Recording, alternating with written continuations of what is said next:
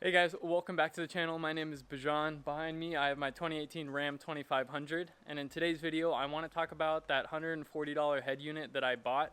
I have a video on it. It's 2 videos ago, and it covers all of the technical aspects of installing it that you need to know. It's not a full installation guide, but once you get it hooked up, there's some things that you need to do, which that video will explain really clearly.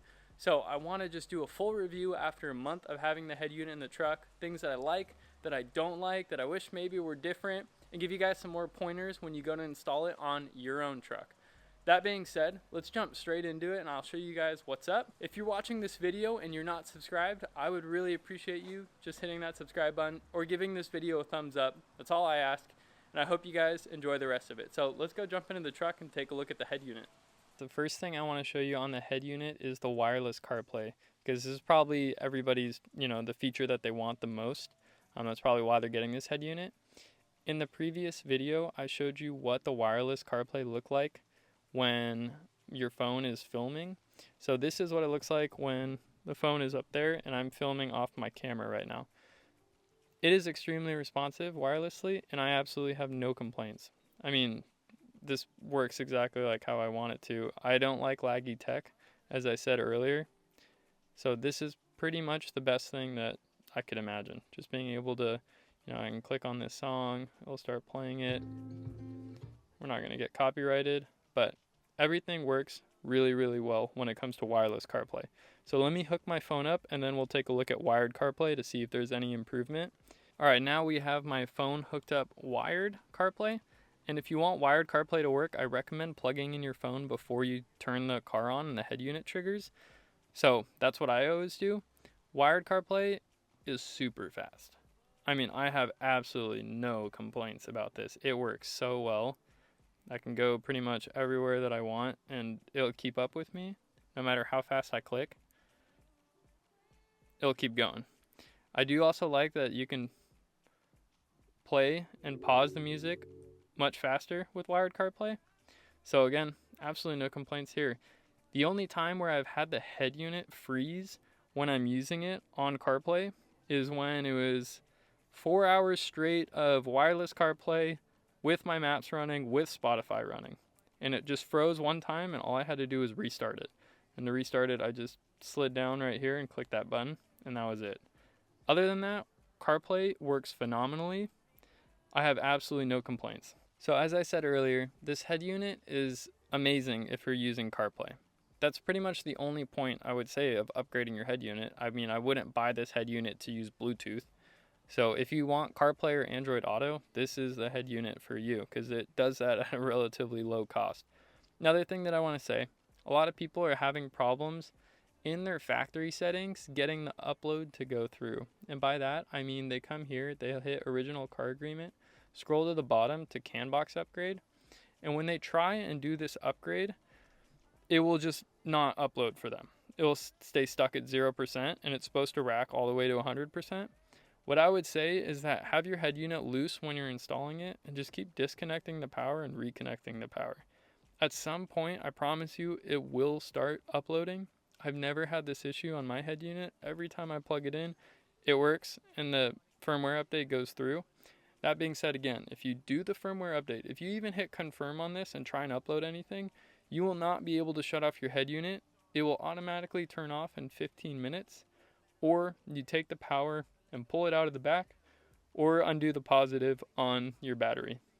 Also, an FYI, if you want your reverse parking lines and that radar to turn off, go into the original car agreement and turn those off. That's the menu we were just in. That's where the CAN box upgrade is. Just a little bit above it, you're going to be able to have the radar display on and off and the reverse parking lines on and off. I've had a ton of people ask if they have their climate controls on the screen and they're coming from the 8-inch screen, if it's going to work for them, if this head unit will work. I'll tell you right now, I played around with it a ton and I can't find any of these car models that pull up the climate controls. So maybe there is one out there, but I bought this because I have the manual controls here, and then I had the 5-inch screen. I had like the basic package with my reverse camera being on the head unit itself and not in my rear view. I just can't tell you if it's gonna work or not. I'm so sorry. I wish I could, but I don't have climate control screen on my screen, and I didn't before, so I don't know. I'm super sorry. But if you have the same setup as I did, which is the 5-inch before and the manual climate controls, this is the exact car model setup you're gonna need. Highworld, Jeep, Chrysler, 2003 Dacia Long. This allows for your steering wheel controls to work, and it also will talk with your head unit or your cluster as well, if I'm not mistaken. In the last video, I showed you how to hook up your reverse camera so that it will come on when you go in reverse. If your camera only shows on your rear view, right, it will not show on this head unit. If it doesn't already show on your head unit, it will not show when you install this. It doesn't matter because you probably don't have pin 31 and pin 32 on the OEM, harness behind here. If you don't know what I'm talking about, watch the last video and it's going to make sense. If you want to get your rear view feed, the camera feed, onto the head unit, I was told by someone who did this head unit upgrade that they came here and they went into this trim panel piece on the side, which pops out, right? And there is a little connector. And that connector is where the rear view is coming into and then going up to the rear view camera. I meant the reverse camera and going up to the rear view camera, right? So behind this trim panel piece, right in the middle, there is a connector. So I was told there's pin 8 and pin 9. Pin 8 is positive, pin 9 is negative.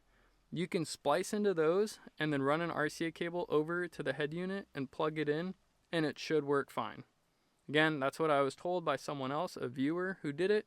So if you're trying to replicate that, by all means, feel free to try and let me know if it works.